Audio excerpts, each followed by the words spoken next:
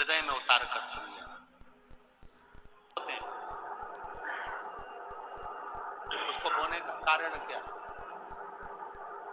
केवल कोई कहे कि हम ठाकुर जी को भजते हैं, भगवान कृष्ण को भजते हैं, कोई कहे हम तिरुपति बालाजी को, नारायण को भजते हैं, कोई कहता है कि हम हरि विठल को, पांडुरंगा को भजते हैं, हमारे यहाँ हम इनको भजते हैं तो जवारे नहीं बोलते। ना ना, पुष्टि मार्गी है, ठाकुर जी की सेवा करने वाला है, उसके यहाँ भी ये 9 दिन जवारे बोए जाते हैं। रामानुज संप्रदाय से जुड़ा हुआ है, नारायण की पूजन कर रहा है, उसके घर में भी जवारे बोए जाते हैं। पांडुरंगा हरि विठल की उपासना कर रहा है, उसके घर में भी जवारे बोए जाते हैं।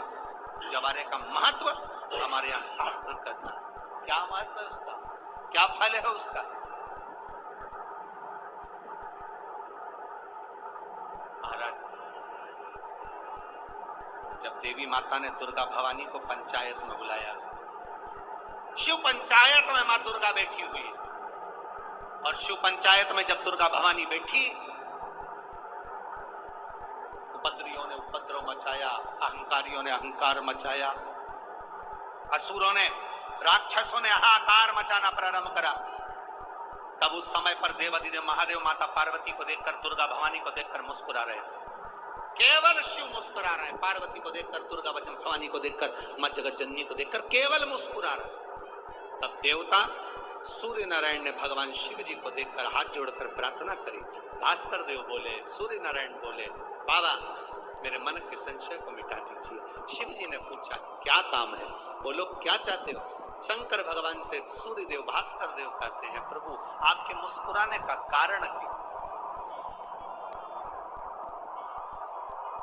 भारत की भूमि पर जितनी जगह पर भी आप लोग कथा सुन रहे हो, आस्था चैनल पर, फेसबुक, यूट्यूब पर जितने लोग कथा सुन रहे हो, बड़े ध्यान से सुनना कि जवारे क्यों बोए जाते हैं। नवरात्रि में जवारे की महत्वता क्यों होती है,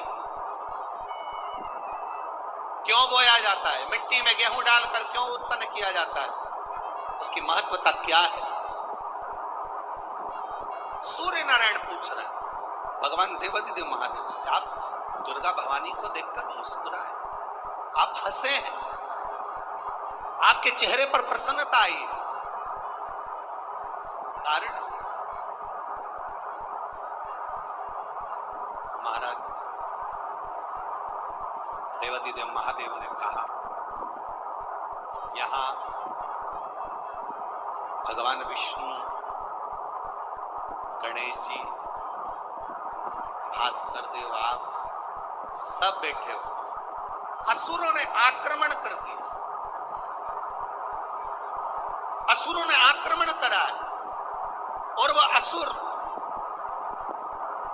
आक्रमण कर दिए हैं तो वो असुर प्रवेश कर रहे हैं, उपद्रव मचाकर, हाहाकार कर कर नष्ट करने वाले हैं इस पूरी पृथ्वी को।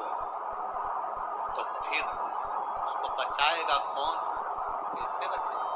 शिव जी ने कहा चिंता मत करो।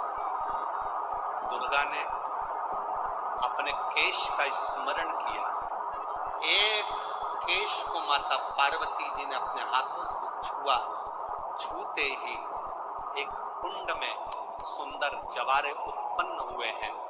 जब तक वो जवारे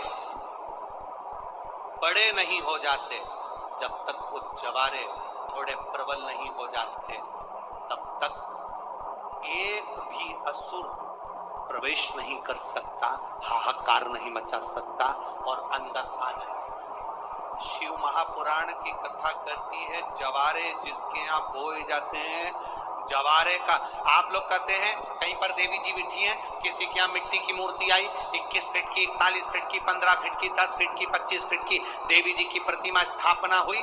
लोग कहते हैं हम देवी जी का दर्शन करने जा रहे हैं, दुर्गा जी का दर्शन करने जा रहे हैं। शिव महापुराण की कथा कहती है वो दुर्गा जी का दर्शन नहीं, देवी का दर्शन नहीं। नवरात्रि में जहां जवारे बोए जाते हैं वहां मात्र आप पांव रखते हैं तो अपने घर में से क्लेश दूर हट जाता है, अहंकार दूर हट जाता है, अभिमतता दूर हट जाती है, तकलीफ दूर हट जाती है। जिसके घर में जवारे बोए जाते हैं वहां से अहंकार, काम, लोभ, आसक्ति, वासना, तृष्णा और दुख, तकलीफ दूर हट। जवारे का मूल का तत्व आनंद